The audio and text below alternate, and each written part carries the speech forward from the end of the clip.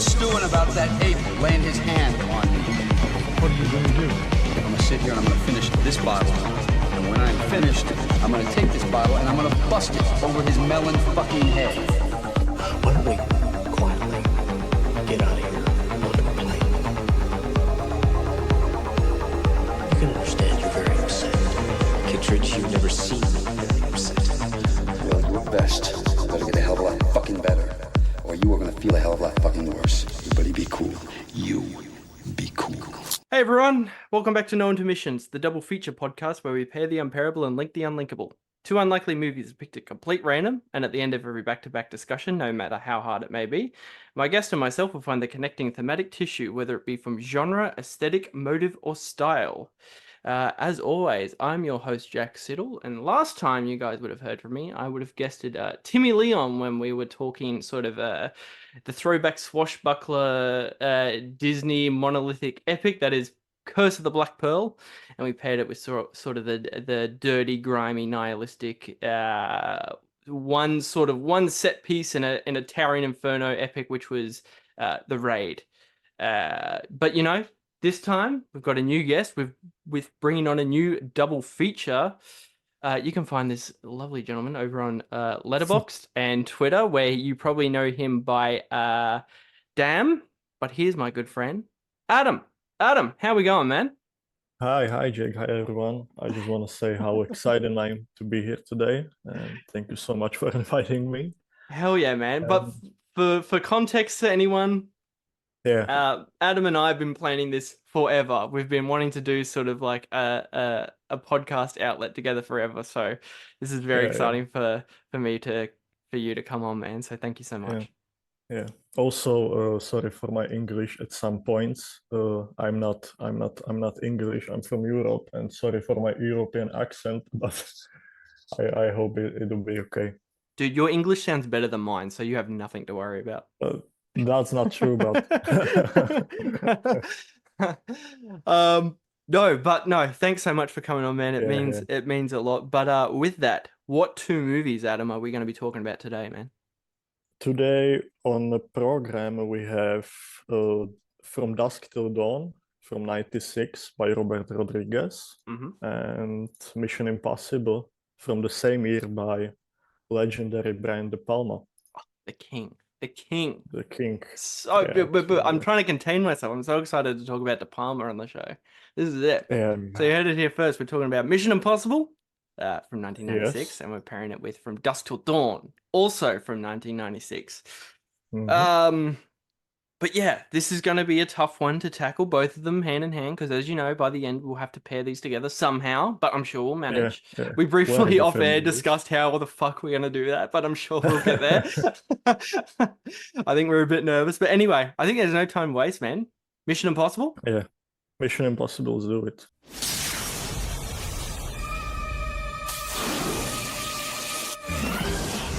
Simple game. Is he serious? Always. It's much worse than you think. We're being ambushed. Abort, that's an order.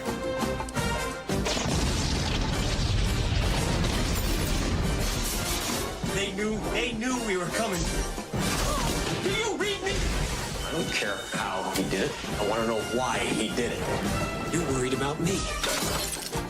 Why you survived. I'm sure we can find something I have that you need.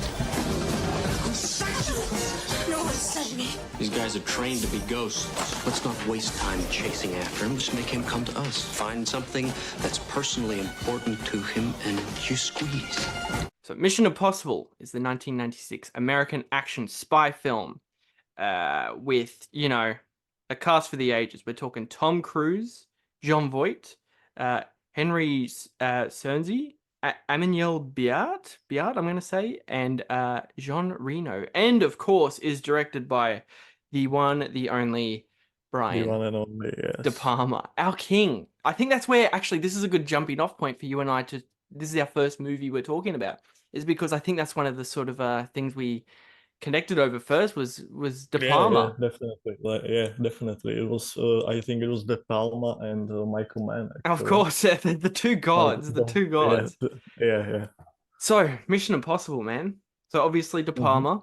What Yes. I always ask, I always find a gateway into talking about each movie. So what's your relationship with De Palma? We'll start with. Okay, so when I got into movies, actually one of the first movies I watched was Scarface, Okay. uh, Yep. and with my dad actually. Mm-hmm. And after some time, I realized it was actually the Palma movie. But and like I don't know, like second movie was probably Mission Impossible for me. Yep. And then it went like, Blowout, Carlitos Way, Phantom of the Paradise, and these movies. So Of course. I think that's and I was hooked. oh, that's it. I think that's the case for a lot of people too, is their two sort of gateway De Palmas are Scarface Yeah, and I Mission think it's Impossible. in I think it's between Scarface, Scary, and actually Mission Impossible, which Mm. is funny because Scarface and Mission Impossible, it's nothing like De Palma style, I think. Well, that's actually really good place to start because I think this movie, like, while I've never thought it's been De Palma's most personal movie, this is Uh-huh. sort of the movie he's always, in my mind anyway, felt like he's always dreamt to make, like the sort of the high budgeted Hitchcock thriller that's, Yeah. it's got the big movie stars, it's got the big budget, it's got the biggest set pieces probably in any of his movies. This is probably the most sort of, I guess you could say, quote unquote, general populace that De Palma has ever come. Hmm. Absolutely. Like it's super interesting to just watch De Palma, the guy who has made like sort of the perverted classics, like ones you just name drop, Blowout, Phantom of Yeah. the Paradise. What a movie. What a movie. Yeah, like the guy who's behind those movies to sort of operate inside the giant blockbuster machine and yet still come out with a like full on back to back De Palma movie still. Like there is no Hmm. restraints on, there is no way in hell this is not a De Palma movie, despite probably the massive restraints he's probably given, working on a Yeah, budget like yeah. this, working with because Cruise was a producer on this. So obviously, we'll get into it at some point in the discussion. But apparently, they sort of locked heads a lot because their two sort of artistic demands were pulling in complete two opposite directions, which is really interesting, which we'll get into at some point. But yeah, man. So Mission Impossible. Where do we begin with this thing? Wow. Well, I made some notes, but I don't think we will talk about that. But well, let's just I would start, with Tom Cruise because that's like a huge face of this whole franchise. Hmm. That's one of the main reasons we're watching it. Hmm. So I just made some points of his career before this movie and after this movie, and I just have to say his 90s were actually legendary. The Cruise 90s period was phenomenal. So what do we have? We You had know this. you We know had it all started with Days of Thunder by Tony Scott, rest in insane. peace, Insane. followed by the film by again legendary Sidney Pollack in 1993. Yes, of And course. it went with Jerry Maguire in 96 by Cameron Crowe, Okay. and Yep. well, Eyes Wide Shut by Kubrick, Of which course. is what a movie. If And that's like the ultimate mic drop to finish the decade.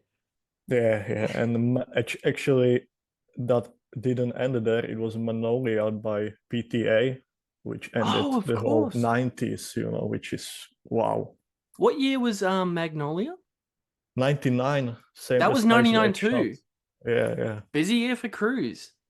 I think it was 99. I Wow. hope. Yeah, it was That 99. Yeah. sounds about right. Yeah. I've only seen Magnolia the once, and literally, like, it's very apt to talk about that because literally the only thing I remember from that movie is Cruise's performance. Yeah, yeah. Respect the I, cock. I really can't believe, as much as I love Michael Caine, that Yes. Cruise really didn't win that Oscar that year for supporting actor. It was Wow. Yeah. That's it. I'm all for Michael Caine winning it for, I think it was Hannah and Her Sisters by Woody Allen. Okay, yep, I haven't seen that yet. I'll have to get around to Yeah, that. he won Oscar for that, and he was deserved. But I think Cruise should win that in that year for Magnolia. Mm-hmm. It was Interesting. actually Michael Caine, which is sad, but I think Cruise's Oscar is on the way at some point. Yes. Oh, let's hope, man. 100%. Yeah. Let's hope. Fingers crossed. Let's make that happen. No, but yeah, if anyone who's been living under a rock and sort of isn't aware of Mission Impossible, it is about a sort of the crack IMF team, which stands for the Impossible Mission Force, which sort of starts off undergoing a sort of like a secret agent mission that goes horribly wrong from the get-go, in which lets our main character, protagonist and hero of the film, Ethan Hunt, played by, of course, Tom Cruise, on sort of a windy Hitchcockian plot through sort of backstabbing and, smoke and mirrors and sort of insane set pieces, of course, which you'll get with De Palma. I find, honestly, with this movie, and so I guess this sort of relates to all the De Palma's movies, is that sort of the plot serves as like almost just the connecting run through of just incredible set pieces that you could ever picture out of like sort of the 1990s, 80s and 70s genre pieces. My God. So like obviously like De Palma is known for being the absolute king of set pieces. This movie in particular just contains some insane ones. The what do we got? The high wire sort of thing where he's sort of on the computer and he's like being transcend down onto the computer with the wire, which we'll get into later, and obviously the ending set piece, which is very Hitchcock itself with the giant one at the end there. But yeah, that whole De Palma Hitchcock, comparison was always in, like people always talked about that. But I actually didn't really see that in this movie until you said it.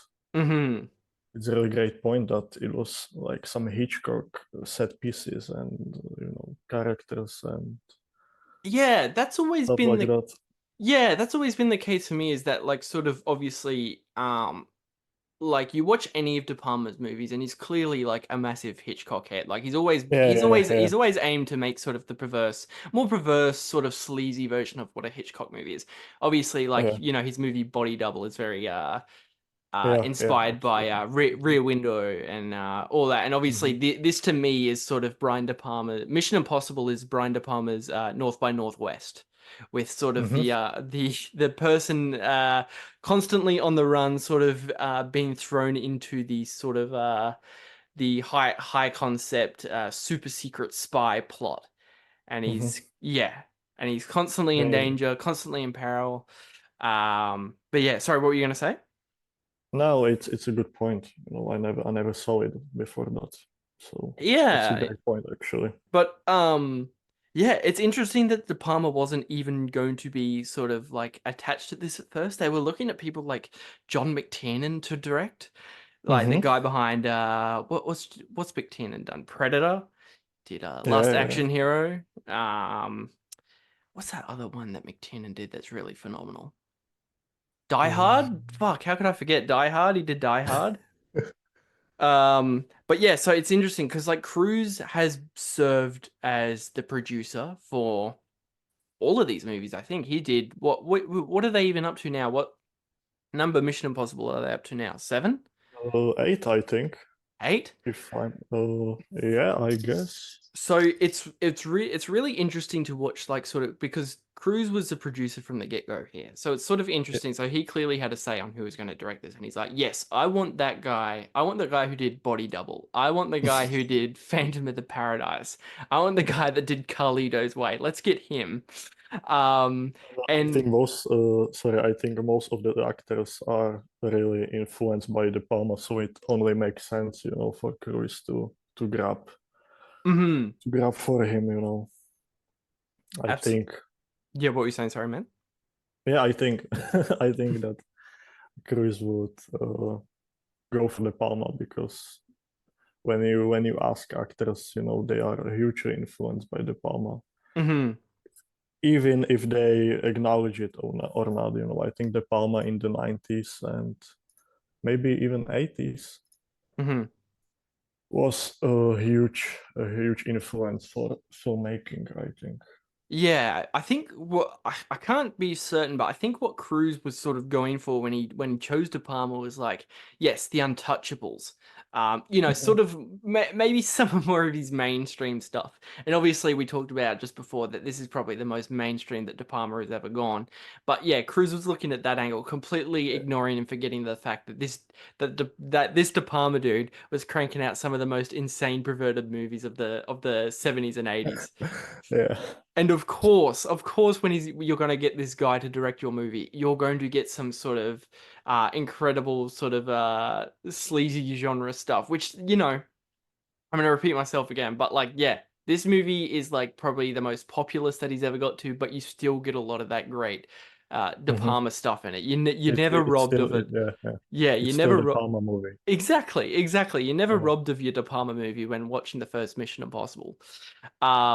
Which sort of goes into a good gateway, which I guess you could say, like, sort of this movie sort of had a few production problems along the way because Cruise and De Palma were getting at it on set. Because I think by the third one, I want to say maybe the third or fourth Mission Impossible Cruise, I think Tom Cruise was finally happy with how the franchise was going. Wow. Um, because I think that he finally found the sort of what could you say, the tone. Mhm. You've got the basic sort of spy espionage plot. You've got Cruise doing all the stunts. Um, you've got the house look, which the Mission Impossible movies now, with the Christopher McQuarrie ones especially own. They all sort of Mhm. look with that Mission Impossible look where despite the first three movies are done by completely three different filmmakers, which I love and I wish they continued doing that. Four, I guess you could say too. Um, but yeah, I'm fairly sure that Tom Cruise just like disowns this movie altogether, Yeah. which is unfortunate because it is probably, I'm going to say it's my favorite in the entire franchise. First. The first one, yeah. Yeah, it's definitely top three for me. Yeah. Do you have a favorite? But mm, it can change every morning because I Yeah, love those okay. movies so much. But probably Fallout right now.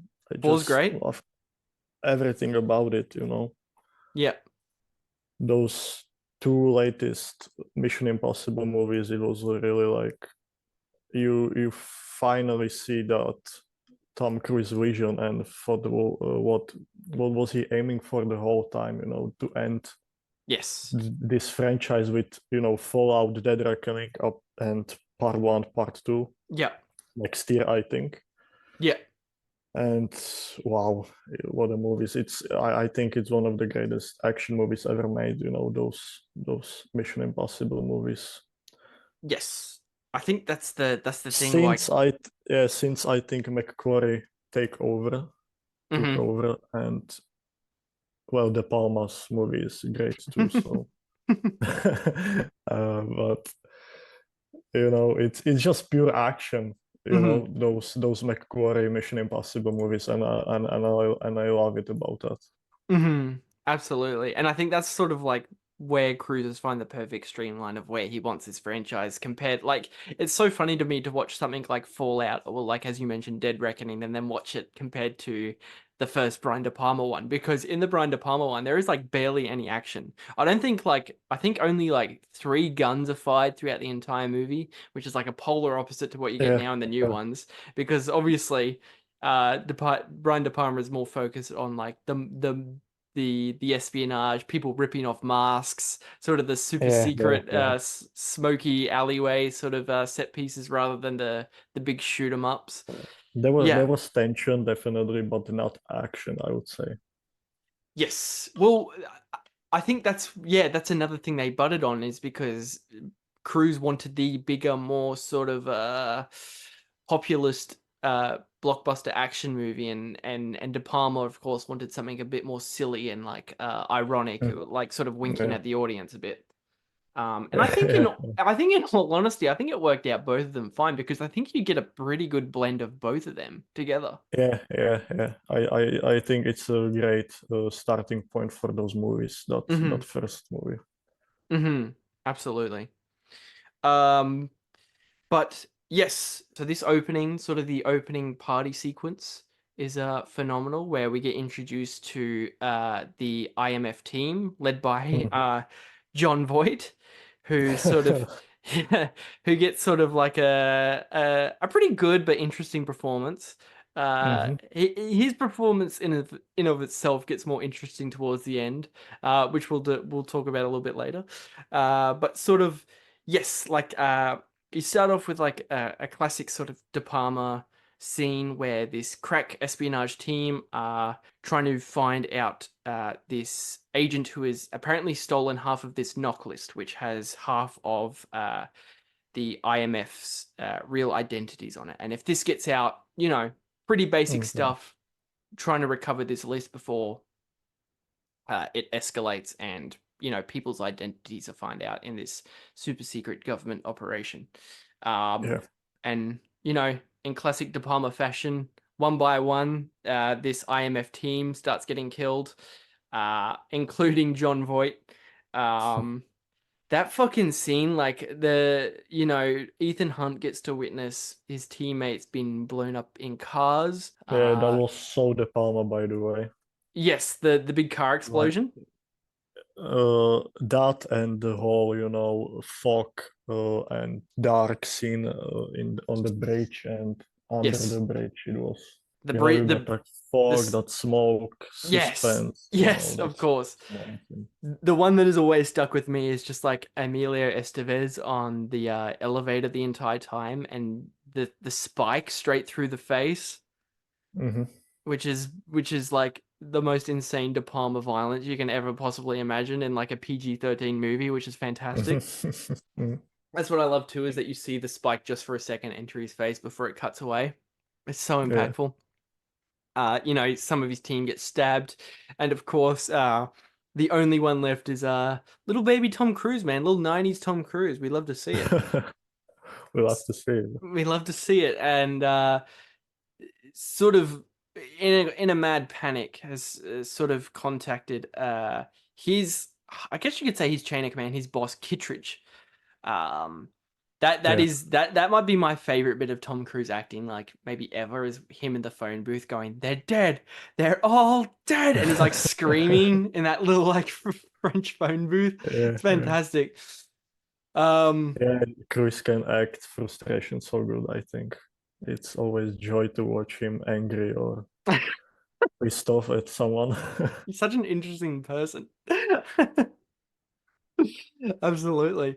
No, but it's so great, and that obviously that like bleeds into that whole scene where at that restaurant where it's him and Kittredge sitting down, and Kittredge explains to him that this mission that we're doing was just sort of like a mole hunt. We know there's a mole in IMF, and this whole job that you've just done for us was sort of seeking out that mole to sort of figure out who it is and then terminate them. And funny enough, Ethan, you're like the only one still alive, so I guess you're the mole. And then Ethan in retaliation is like, "That's fucking crazy. Like, you just murdered like all my friends to just find out this fucking mole, and I'm not even it. Like, this is insane."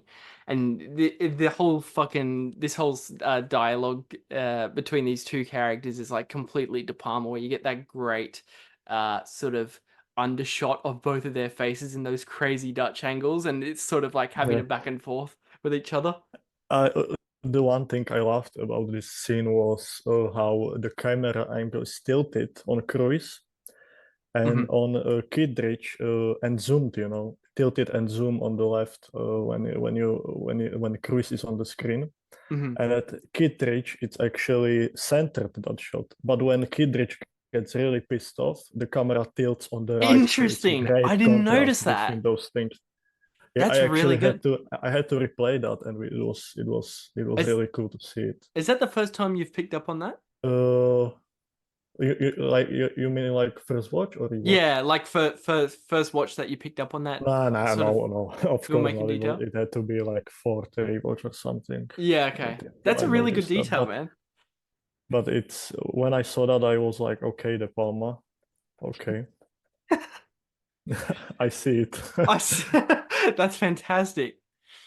That's really good. And it's sort of a shame too, that because this is like one of the last times that De Palma got to make something this big. Because what came after Yeah. this, I think he did Mission to Mars, which was sort of, that's another interesting one in terms of sort of De Palma working in the blockbuster machine, because that one he did for Disney, I believe, and that's based off a theme park ride. Mhm. Which I like. In terms of like my Mount Rushmore of filmmakers, De Palma's definitely in there for me. He's always been in there for me, so it's interesting. I've never disliked a Brian De Palma movie. So yeah, Same. yeah. I to be honest though, I'm a bit ashamed to say it. I haven't checked out most of his stuff post Mission Impossible. I've seen Mission to Mars, but I don't think I've seen like stuff like Black Delilah and what's that one he did Snake with Eyes. Snake Eyes is great. I've seen Snake Eyes. Oh, was Snake Eyes after this? Yeah, that was after 98. Wow. Okay. So interesting. Okay. And then like he did that one with Aaron Eckhart, but I'm pretty sure he's retired now. Which is I guess. unfortunate. Mm. De Palma, if you're hearing this, please continue making movies. I know you're definitely not. But he should. He definitely should. He absolutely should. If Michael Mann's still making movies, I think Brian De Palma should continue still making movies. Yeah. But yeah, sort of the rest of the movie is like sort of a build up and sort of suspense sequencing of like characters making quick decisions, sort of decoding cryptic messages, finding out who's telling the truth and who's lying, and sort of recovering this knock list. And the whole middle chunk of the movie doesn't have a lot going on besides of like sort of the classic De Palma fashion of like two super serious, like dimly lit characters talking to each other. Like as we mentioned, like this is like pretty the polar opposite of what the Mission Impossibles are now. It is very much sort of your throwback Hitchcock-esc spy movie, except like obviously, you know, the middle set piece of the Langley set piece where Ethan and his new crew have that he's recruited have to like sort of sneak in through the air vents, and it's, man, how do you even start to explain this whole sort of How do you even want to talk about it? I know I'm actually sort of trying to think in my head in real time on how to sort of start talking about this and how to go on about it, because there's so much detail going on here. Obviously he's like sort of his new team involves oh god, I just had her name up. Emmanuel Biart's character, Ving Rhames, and Jean Reno, their new team, and obviously they have to sort of sneak in and continue trying to contain this knock list. But in this sort of government looking, I want to say chamber, because it looks like something straight out of like 2001, like the Stanley Kubrick movie. Yeah, that's a good point. With the bright lights, and the only way they can sneak in is through absolutely. the roof. Yeah. Actually, back to Ving Rhames, I think he's the only one who appears alongside Cruise with all them in all the Mission Impossible movies, I think. What was that? Sorry. Ving Rhames. Yes, I think he appears in all the Mission Impossible movies alongside Cruise. Yes, you're totally right. He did continue doing them. I totally forgot about he's in. Yes, that's right. But yeah, sort of Ving Rhames is sort of his new tech expert. Jean Reno is sort of like his, I guess you could say like right-hand man, where he's sort of helping him lower into the vault where, you know, what you can't make like a certain decimal over the sound limit. You can't hit the floor. You can't, like, nothing can touch the floor when sort of the designated person working in that sort of room has left it. And yeah, it not only sort of cements probably one of the best set pieces in a De Palma movie, but just like probably any in the 90s. This is like so Yeah. many heist movies have sort of taken from this on how inspirational it was. Yeah, absolutely. I think that set piece was phenomenal, you know, and how he just went down and the music stopped and you hear absolute silence.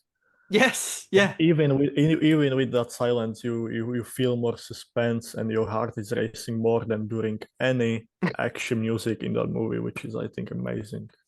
Yeah, that's it. And even like De Palma himself sort of like makes characters establish that to make it a filmmaking technique where Cruise gets the line from now on, absolute silence. And like that's like okay, You and now don't that's hear established. anything. Yeah, Yes. you don't hear It's sort of anything. like really, really clever for him to sort of establish that, a character establish that, so then he can further sort of like continue on the filmmaking technique without having to yeah, it's a really good way how he did that. Yeah, I think so too. Yeah. But yeah, you just get a classic sort of Big Brian filmmaking style. You got so many split diopters in this thing.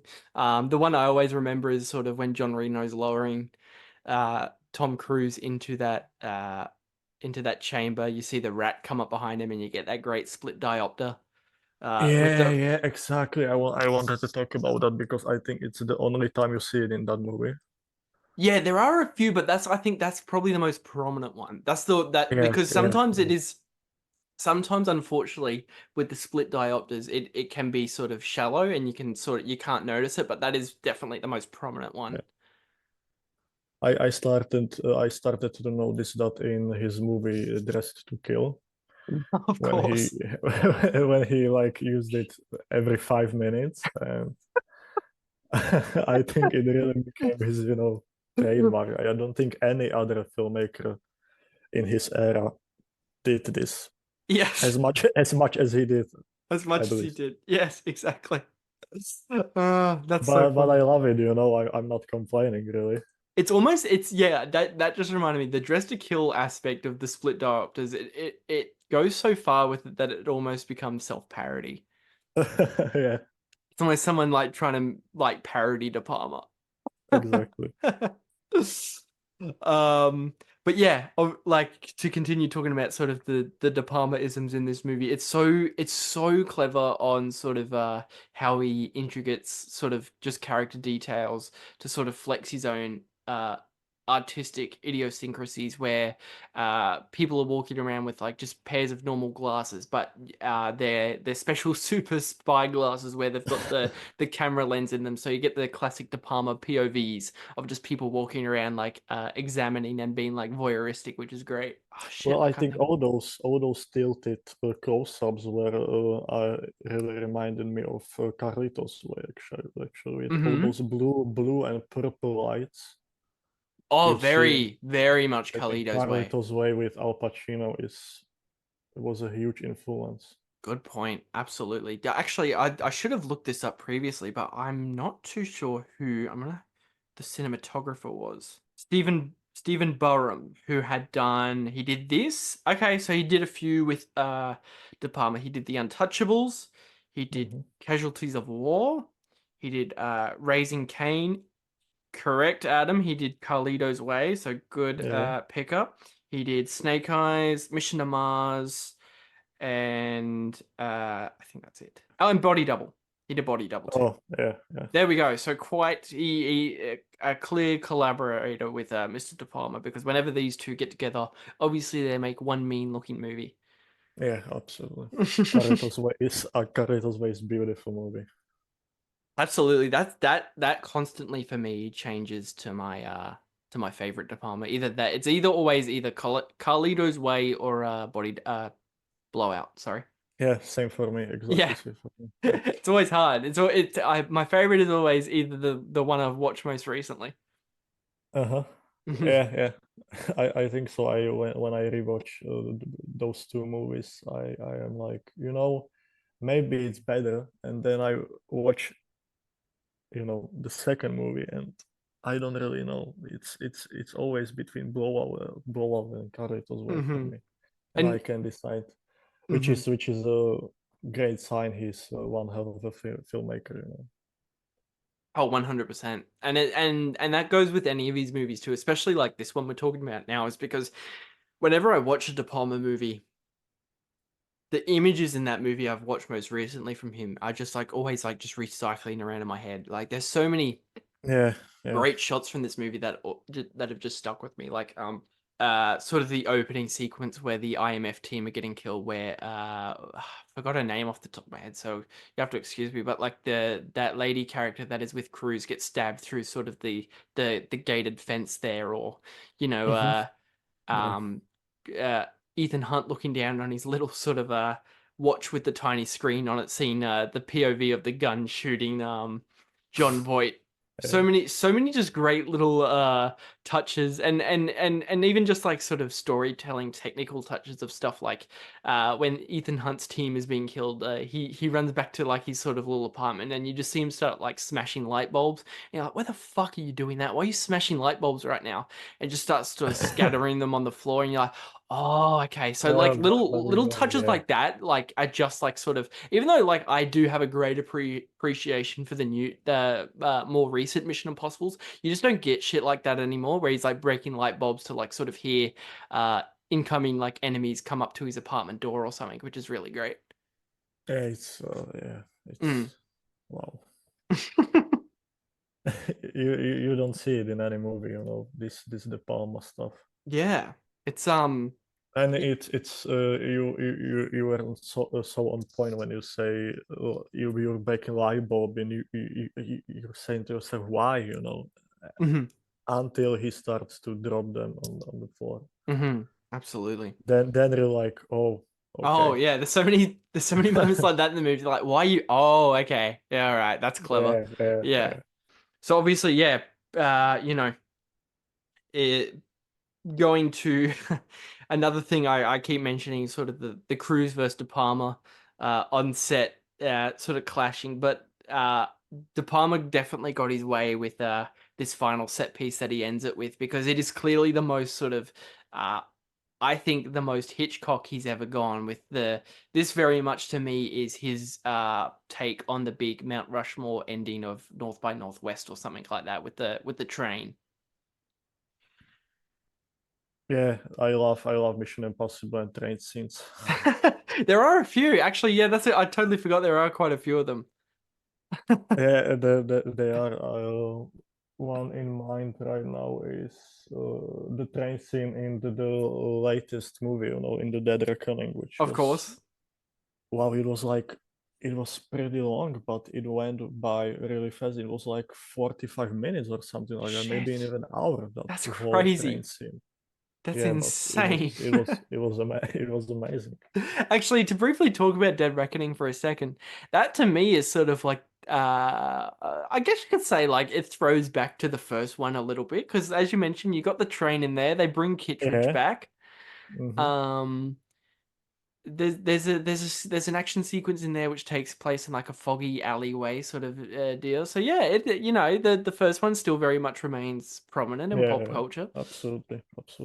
Yeah, but if I were to have any problems with the first one here, it to me is like the whole sort of ripping the masks off and the mask reveals, and then suddenly like sort of on top of the train, and we're like having this battle on the train sort of feels disconnected to me a little bit. Yeah, maybe even rushed, you know, that ending. A little bit, Yeah, because yeah. I'm sure, like, if you're listening to this podcast, we don't need to explain sort of like the big twist or plot reveals. But what happens is, it turns out that John Voight, the leader of sort of Ethan Hunt's team, was the mole all along, was the villain all along, and had sort of orchestrated all these deaths. It's actually really interesting to bring up that John Voight wasn't like the first person who was going to play this character. It was actually going to go to like Pacino. Wow. Can you believe that? I can't really picture it, you know. This would have been Pacino 1 year after the Godsend movie that is Heat. We would have got fucking Vincent Yeah, Hanna-esque that would be Pacino. something. But is there but is there really a role that Al Pacino can't kill? Exactly. Oh, dude, Pacino could play Ethan Hunt for all I care, and I'd be there day one watching that shit. Yeah, absolutely. Just like fucking coked out of his head screaming. Yeah, it was going to like it was going to people like Pacino. It was going to people like Michael Douglas, who was also massive in the 90s. Things like The Game and Basic Instinct, of course, and Robert Redford it was going to. So, Robert Redford out of that list makes the most sense, but John Voight, like I think John Voight was like fucking great in this movie. Yeah, he was.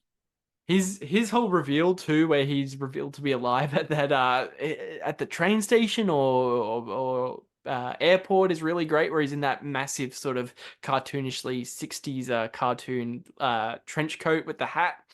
Yeah, almost like Inspector Gadget and Exactly. like Yes. that. Yeah. It looks like a spy straight out of like a 60s comic book, which is great. Yeah. But that reveal's great. Yeah, but like as we were talking about, I think just like the sort of the connecting thing of the reveal of John Voight's super villainy plan to suddenly we're on top of this train with this helicopter involved with John Reno flying the helicopter. Just sort of feels, although I love it, it's so good. Yeah. It just feels a little disconnected for me. Yeah, it was like we have 20 minutes, let's do it, and yeah, exactly. It was rushed, I think. It feels just almost like someone in the post-production told De Palma something, because I don't think that was his vision for the whole movie, to rush that ending. Well, actually, that's where the funny bit comes in, because honestly, I thought the same. I thought this would have been a Cruise choice where you got to end it with a big thing, but it was De Palma's. Like Cruise wanted to end it with just sort of like a little shootout in that carriage with people ripping off masks, but De Palma's like, you can't fucking end your movie with people ripping off masks. You got to end it with the big Hitchcockian ending. So it's actually like I was in the exact same mindset where you were, where you're like, this doesn't feel like De Palma, but it was his choice to end it with the big stupid that's helicopter chase with the train. Because De Palma always ends his movie on the emotional level. It's always very personal and intimate, and it doesn't sort of go to the big dopey extremes that this gets to. Yeah, but whatever, Oh, it's still great. I still love it. Yeah, it's still great. Absolutely. But it's like we were talking, this whole movie feels like De Palma. And that ending is not feeling like De Palma, which is sort of, great contrast, but it is interesting. Don't get me wrong, it still works absolutely. It's still one of the better Mission Impossible movies. So absolutely, I'm not really complaining. Yeah, it especially goes into that sort of like bozo lizard brain shit where somehow Ethan Hunt like hooks the helicopter cable onto the train itself, so the helicopter has no choice but to fly into like really close to the train and has a really great like sort of set piece in this really tight train tunnel. It's fantastic stuff. It's really good, and obviously ends with like the big Ethan Hunt action moment where he's jumping off the train onto the helicopter, exploding the helicopter. Oh, of course. It's so good. And the theme song which we haven't mentioned yet, which is obviously great and very memorable. Yeah, that hit like crack, always. It's like a drug or something almost. Absolutely. Yeah, but yeah, as we mentioned, just sort of feels disconnected to what like the movie's main motive is of like, the act of like sort of perceiving and sort of tricking others sort of in a visual sensibility with like the masks and the reveals and the smoke and the fog. Just sort of feels a bit disconnected to what sort of what maybe the 80% of the movie feels like, unfortunately. Yeah. But still good. Point, yeah, it's still good. I guess you can say that, but it's very, very different from those modern Mission Impossible movies, which I adore absolutely. So it was really hard for me to like it. But yeah, no, it's probably pivoting towards final thoughts. I'll start with you, Adam. So, Mission Impossible, man. What are final thoughts on Brian De Palma's Mission Impossible? Well,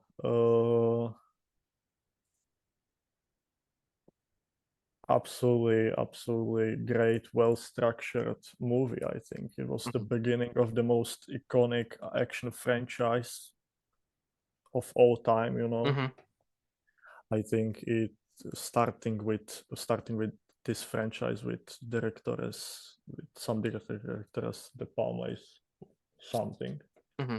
I think it was a bold move, but it worked out. I think it's a great movie. I think it adds some, you know, spice to whole De Palma filmography. Not that he needs it, you know, but it really worked out, I think. Absolutely, man. Yeah, no, I would absolutely agree with you in every sense of the word. I think it was just really interesting to watch sort of Brian De Palma sort of want to go down the more commercial film avenue, and yet still couldn't help himself to make a Brian De Palma movie. You know, with all the backstabbing and sort of the dimly lit sort of the great cinematography, the smoke, the mirrors, it's all there. It's all great.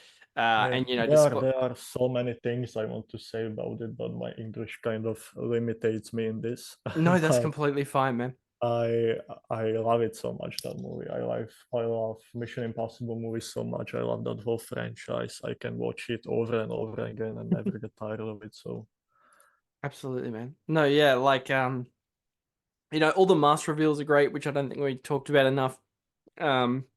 That whole opening sequence, which is really fun, of like sort of they're interrogating the guy, and sort of they've got the girl on the bed who's supposedly like dead, and that ends up being like a whole set, which is sort of like the whole thesis meaning of the movie, where everything is like sort of constructed and fake, and you know, it's all there, it's all great. And you know, despite the Cruise and De Palma clashing on set, I did think it worked out probably for the best, because they did end up making like just a really compelling sort of populist genre exercise that balances both what you want from sort of like the general public of like the action and the silliness, but also getting sort of like the sleazy violence and yeah, it's all there. It's all great. You get everything in this movie, you know. You really do. You absolutely do.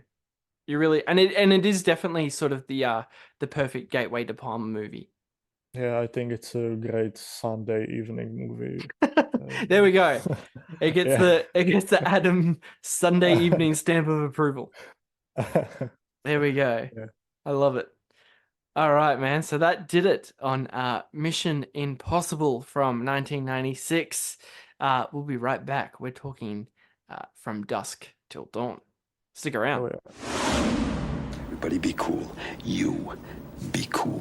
Somewhere in the middle of nowhere. Low profile. You understand the meaning of the words low profile? Sure. Two of America's most dangerous criminals have taken hostages. What is this? It's called a punch. I'm going to ask you one question, and all I want is a yes or no answer. Do you want to live through this? Yes. Okay, Ramblers, let's get rambling. One night is all that stands between them and freedom. This is my kind of place. But it's going to be one hell of a night. We might be in trouble. All right, we are back. We are talking From Dusk Till Dawn, the 1996 American action horror film starring Harvey Keitel, George Clooney, Quentin Tarantino, Juliette Lewis, and Cheech Marin, and is directed by one Robert Rodriguez. So From Dusk Till Dawn is an interesting one. unfortunately, it is going to be hard to kick off. So I don't know where to begin from Dusk Till Dawn. Yes. Well, I would begin with that opening scene, Okay, yeah, because I think that's a very good scene. it's a very good actually. scene. It is a very good scene, and it is very important to bring up before we talk about this scene that this is 100% written. This is 100% a Tarantino script. Yeah, my one of my first notes in it was let me just say, you just know you're watching a movie written by Tarantino after a few minutes.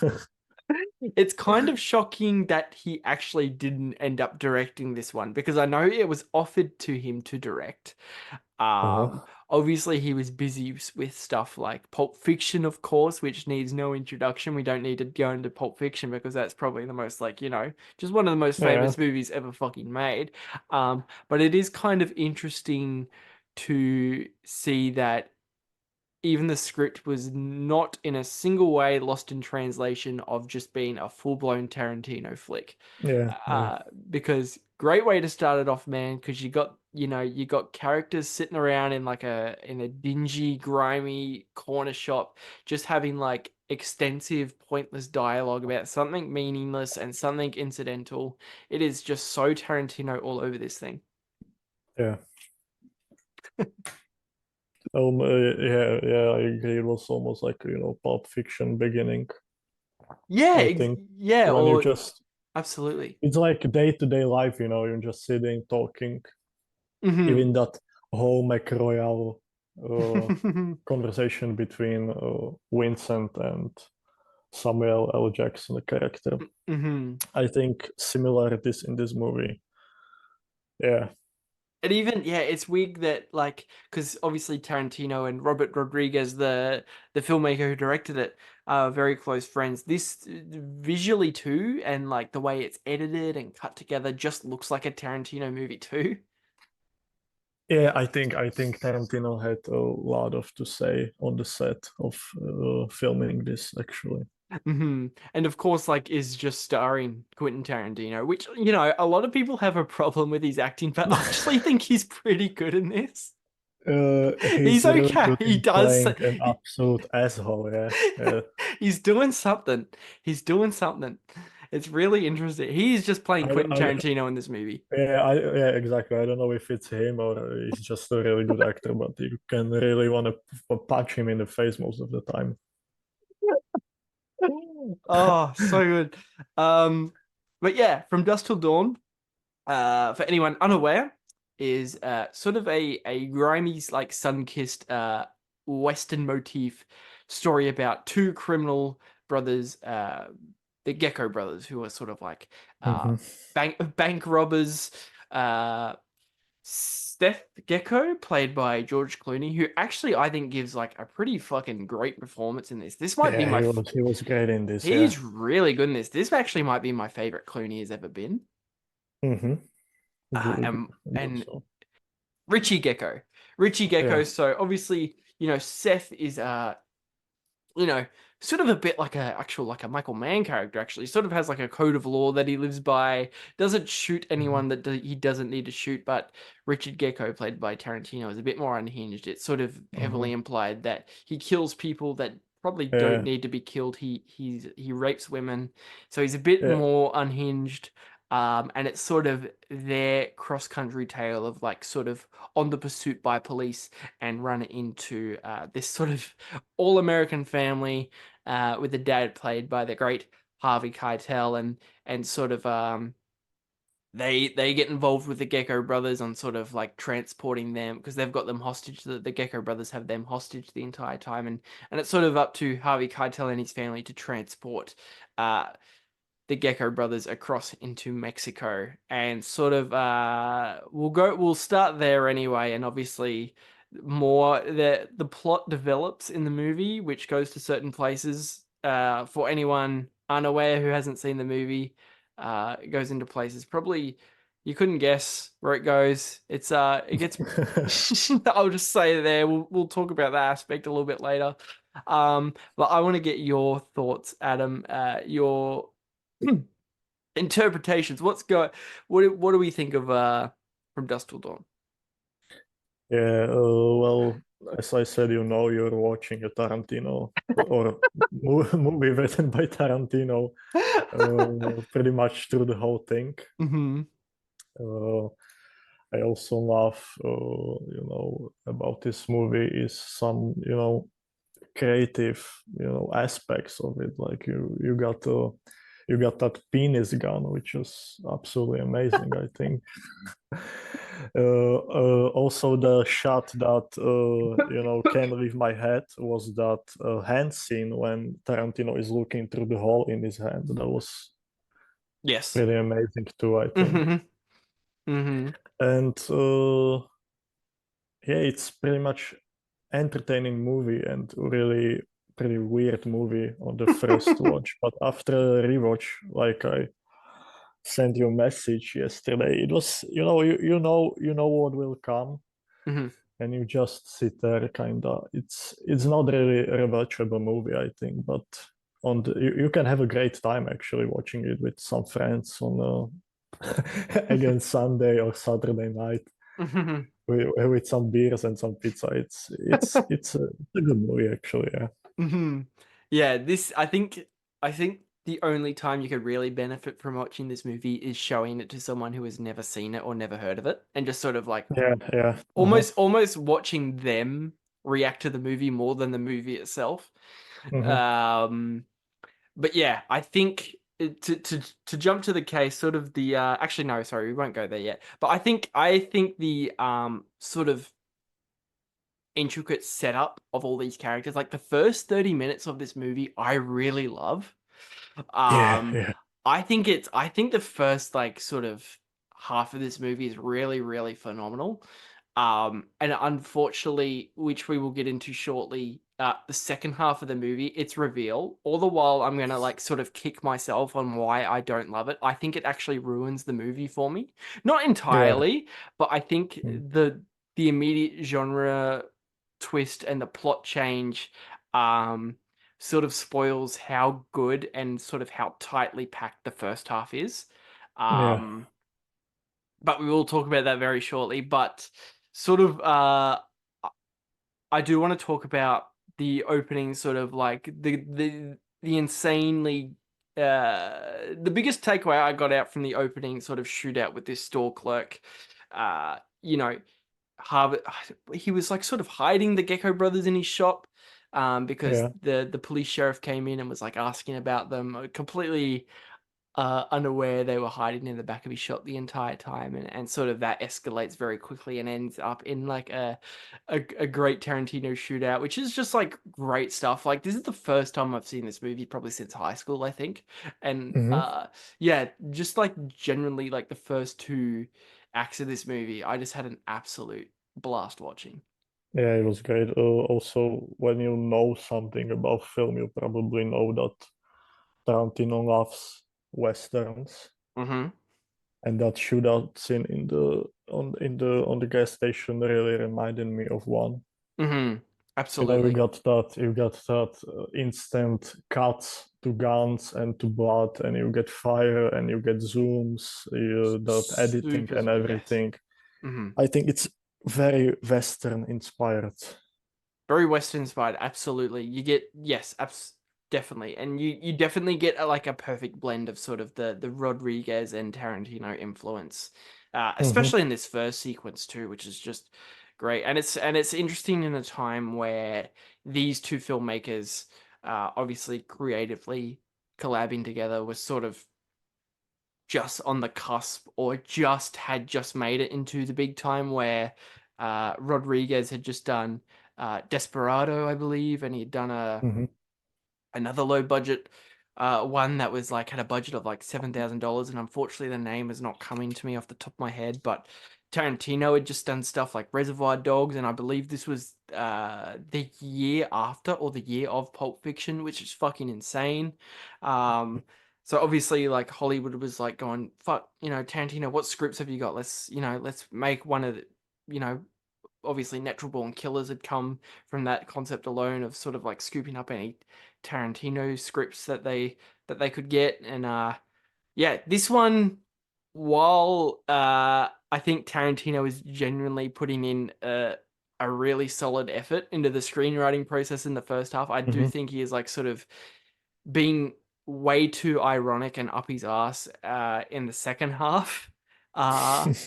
That to the point where, yeah, like a lot of people I know personally who like this movie have such a magnetic draw to the second half.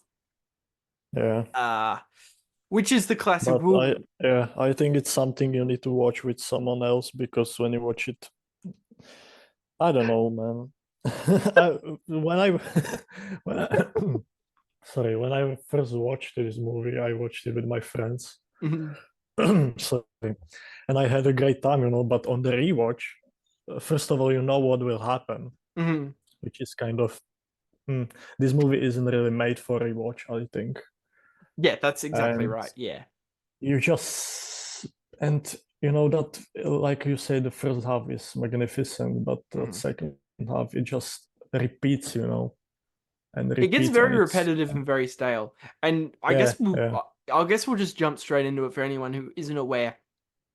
There is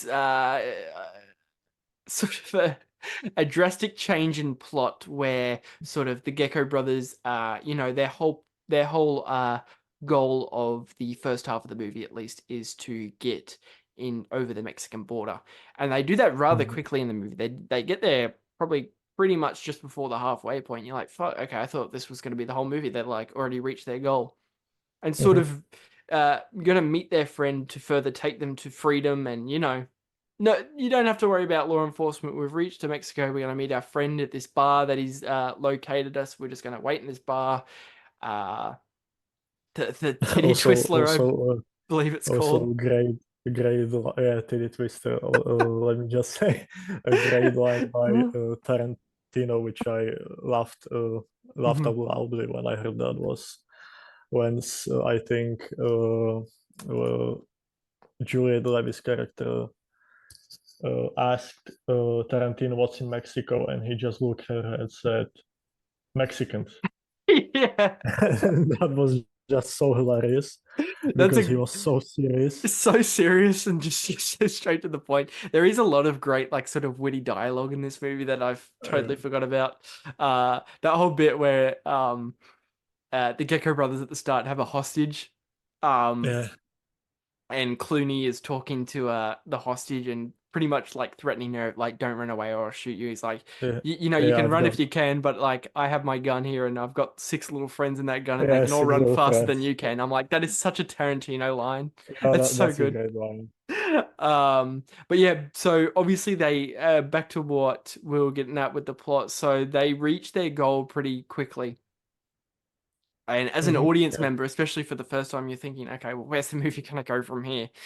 Almost in an act of like you could either argue that Tarantino was just having fun and just sort of playing around with genre exercises, or just sort of ran out of creative steam and just completely made a second movie on top of the already existing one that was already going on. But enters a sort of subplot of a bar full of vampires where our characters have to literally battle an army of vampires in this bar overnight. And as Adam said, it gets rather repetitive rather quickly, and unfortunately, sort of, as I said, doesn't ruin the first half for me, but that first half is just so good and just so much more interesting, despite the fact the movie has fucking vampires in it now. It almost feels completely unearned and just like, what are we doing? Yeah, it's like Tarantino handed the script to someone entirely else, you know? Exactly. It almost feels like Tarantino watched, like, I don't know, like a Sam Raimi movie or an early Peter Jackson movie and goes, oh yeah, let me do like an Evil Dead riff real quick at the last act of this movie. Like, why? But you can't, you know, you can make Evil Dead because Sam Raimi is one and only in this. That's it.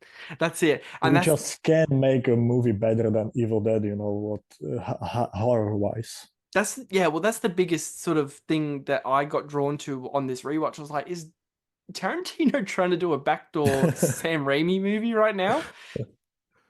Because there's a lot of Evil Dead like gags in it. Yeah, that's true. But yeah, like the fact that this movie has, like, as with Adam and I have just like sort of praised over the last like 10-15 minutes on how strong the opening is, how strong sort of the first and second act is, and then like the whole plot of vampires are introduced, and I don't love it. I'm sort of like extremely mad and kicking at myself that I don't love it as much as I should. But the fact that I don't know, the sort of up his own arsism. I don't want to sound too harsh because I don't hate it. I just think it's not as strong. That Tarantino decides to go, oh yeah, like I'm just going to introduce vampires now because I can do that. And it's just too ironic and too winking and sort of for me, I think what will help this movie was some small hint in the beginning that you will be watching a vampire movie at some point, It Okay. just really, I think it's out of nowhere. As much as I love, as much as I love these movies when a plot can change in the middle, Yeah. I don't think it's in this movie. It's made on point. I think what would benefit this movie would be, small hint, I guess, show some vampire or something. I don't know how you should do it, but I mean it's Tarantino. Yeah, it's really strange. See, the thing I always think about, the thing I've been thinking about a couple days after the rewatch for this podcast is that I would love this movie if it was probably made 20 years before the release date and probably made without the irony winking, like just play the vampires completely straight. Do not do the ironic winking sort of satire, like purposely like silly aspect to it, which just annoys the shit out of me. See, like a sort of the best comparison I can make, and it's a movie rather recently, which I loved. Did you ever get a chance to see Barbarian? No, not yet. Okay, see, Barbarian has I'm not going to spoil it for you, but Barbarian has sort of a sudden change about halfway through the movie, but plays it completely straight. It's interesting to think that sort of like this is kind of like a massive Tarantino show, despite the fact he didn't direct it. Like Harvey Keitel is in it. It's a really weird sort of thing for Harvey Keitel in it because he is not at all like remotely memorable in this movie. He just sort of plays it straight. He was pretty great in this, and his character, I think, was so badass at some points in this. You get just dad who wants to, protect his kids as every dad would do, but of course it's not one of those best, Harvey Keitel characters you get, but I think it's memorable actually. Performance.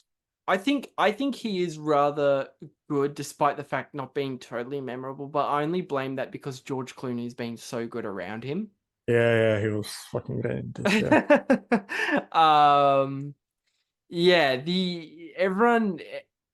everyone does get their little moment to shine, like even Harvey Keitel's kids in the movie, Juliette Lewis, and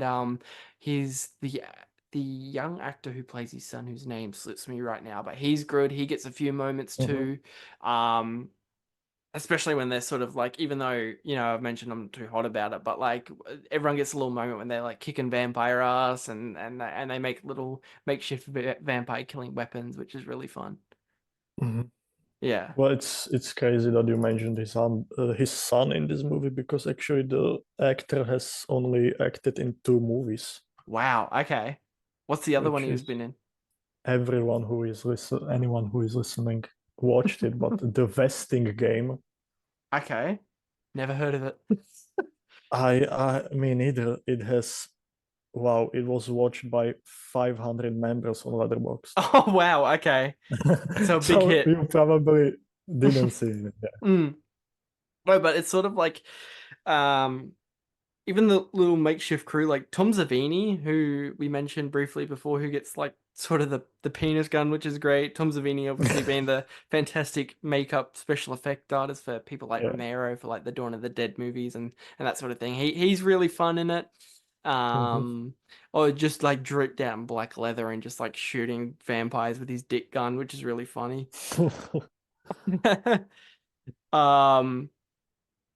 But yeah, unfortunately, like I don't mean to be too hard on the movie, but I wish the whole runtime was just dedicated to sort of the cross country, like dirt western vibes of like these two, menacing bank robbing brothers like traveling across the Mexican border to freedom.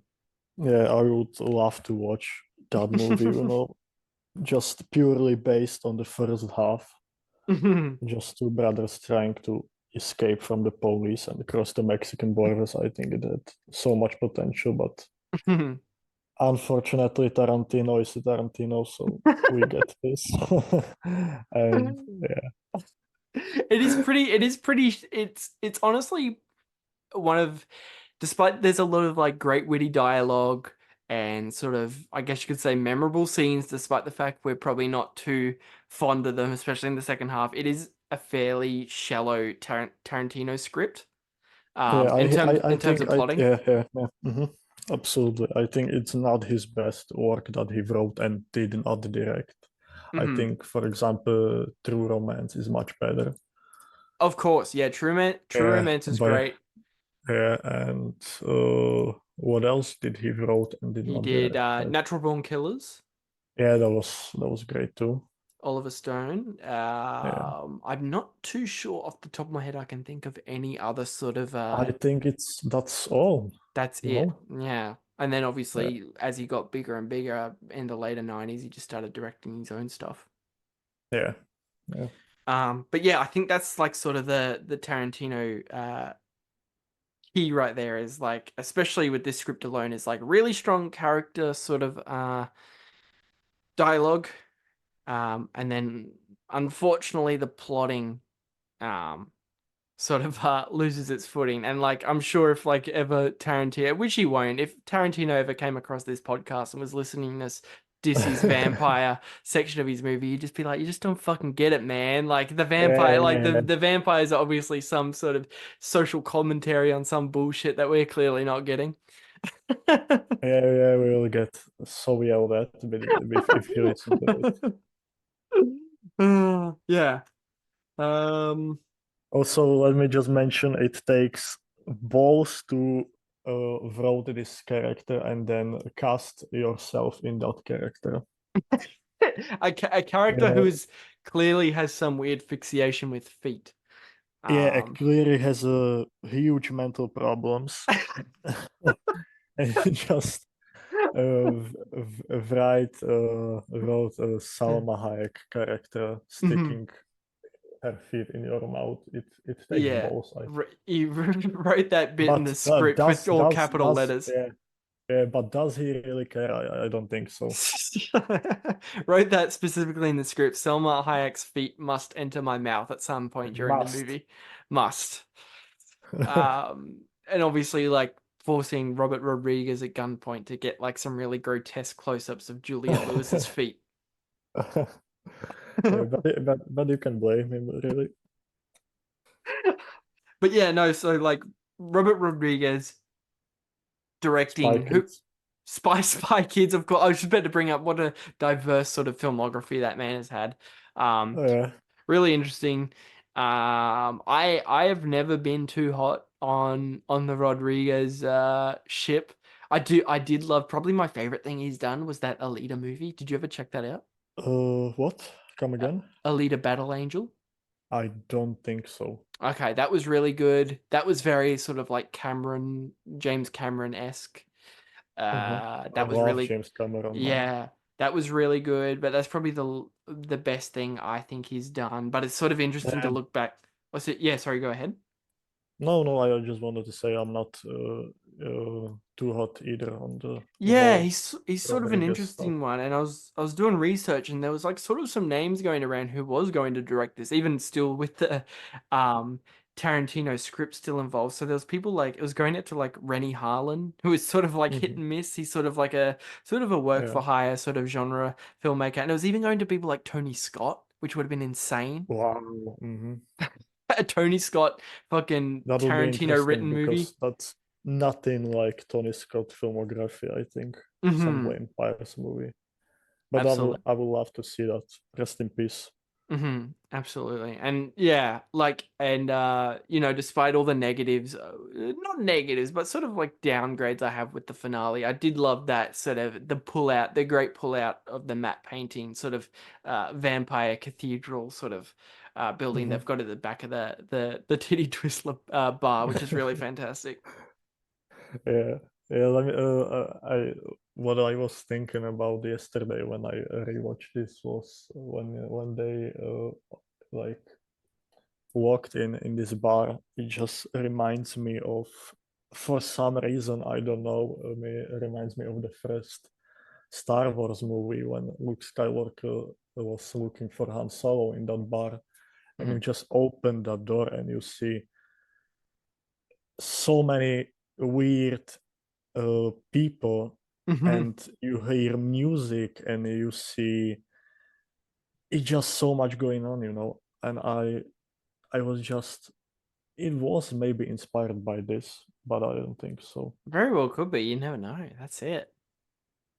But that was like first thing that came into my mind when That's they interesting. opened the door to that bar. Was just, you see so many characters, so many weird, you know, people.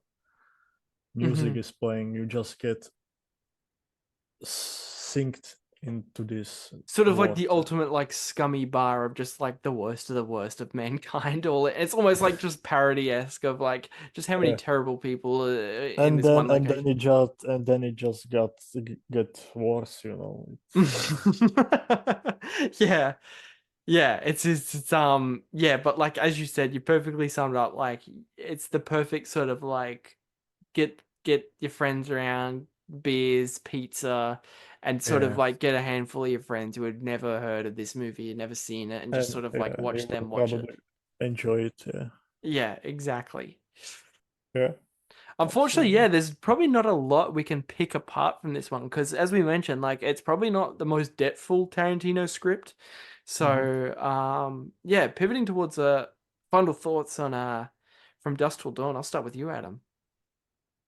Yeah, well, I think everything was said about this movie, you know. First half, absolutely amazing, mesmerizing, and second half was not it, repetitive, you know. But like I said, you either really love it, this movie, and it's one of your all-time favorites, or either you are like, yeah, let's watch something else, something better, you know. It's pure Tarantino work. You just feel it, you know it. I think it's one of the better Robert Rodriguez works, even though I didn't watch all his movies. But it's definitely one of those better I watched from what I watched. Oh, definitely, man. And let me just mention one more time, George Clooney, who was absolutely amazing in this, and I loved him so much in this. I don't think I like never enjoyed George Clooney on the screen. He's such a good actor, I think. He is good. Yeah, he's without a doubt. His performance in this is definitely my draw to on why I like this as much as I do. He just can play everything, you know. He's so good. You get him in Burn After Reading and Ocean trilogy and this, and it's completely different characters, and he's amazing in everything.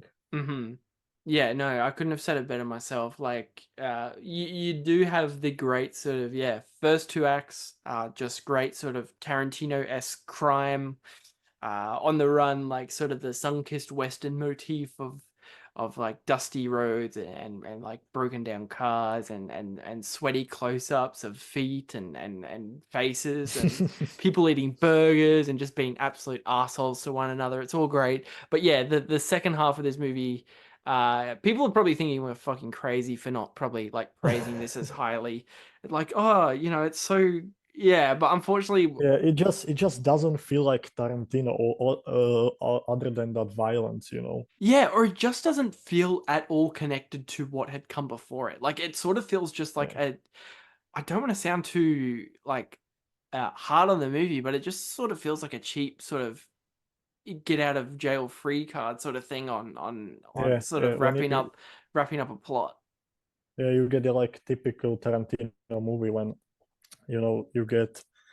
you got introduction to characters, you got their life, and there's some twist at the end. Most of the time, violent twist. It's Yes. all in this movie, but it just doesn't work as much as in, for example, Pulp Fiction or Once Upon a Time in Hollywood, I think. And it also, I think, speaks volumes to that. I think the actual violence between the Gecko brothers against the very sparse real violence towards Mhm. someone like a hostage or something in the first two acts of the movie is so much far more impactful than like the absolute body count and just Yeah. slasher-esque gore fest that is like the Mhm. vampire killing. Yeah, I Yeah. think that scene when Tarantino killed that woman in the hotel hmm bedroom. hmm I think that was a great scene. I think it spoke volumes of the relationship between those two brothers. And also Yes. from the editing point, when you get just Clooney opens the door and you see close up on his character, and you hmm just see those little clicks and those little cuts, Real quick rapid flashes of cuts the body, on the yeah. on the blood. That's amazing. Very impactful. That's definitely like one of those things, like I mentioned, this is probably the first time I've seen it since high school, and that's definitely one of those things that has stuck with me all those years, is that You sort of just scene know, and that editing. you just know what you're watching, but you want to watch it like you want to see the whole scene, and you don't get it really, but hmm I Yeah, think that's why it works so much, you know. very, very purposeful, sort of like just insered images in your head of sort of the implied violence, which is always just Yeah, like the best way to sort of like shoot that sort of grimy, yeah. disgusting stuff. Mhm. Absolutely. But yeah, that's gonna do it on Dusk Till Dawn. So that was the discussion. We did Mission Impossible from 1996, directed by Brian De Palma, and from Dusk Till Dawn from 1996, directed by Robert Rodriguez. Now, Adam, are we ready? This is Well, the yeah. part. This is the part. This is the fun part of the show. This is the part of the show where every guest I've had on so far fucking hates me. Goes, why do you put me through this? This wasn't part of the deal. Um, Yeah, this will be a really short sequence, I think, in this Adam podcast. is not going to talk to me again after this part of the show. So why does Mission Impossible and From Dusk Till Dawn pair well together as a double feature? Well, I was really thinking about this, and you get like I said, you get one similarity is that this movie was released in the same year, Yes. which was really everything I had at some point. Mm-hmm. And then I thought about it more, and you just get those action elements. Mm-hmm. You just get some shootout scenes, and there's plenty Mm-hmm. of action. Mm-hmm. And also, when we mention Mission Impossible and From Dusk Till Dawn, you get a fair amount of twists, Mm-hmm. plot twists, and some types of turns in the plot. Mm-hmm.